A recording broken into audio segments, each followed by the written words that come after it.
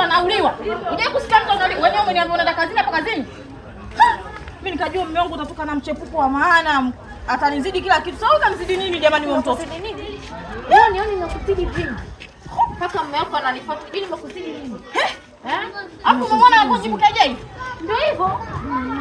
Yaani wewe mtoto wewe naweza nikakukandamiza kukumiza. Subiri kwanza.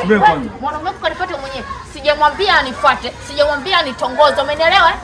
Wewe, yaani unasemaje? Chagua kati ya huyu mara yako na mimi. Yaani unaniacha nyumbani nimefumbaa kama hivi. Unakuja kuhudumia vitoto kama hivi hapa.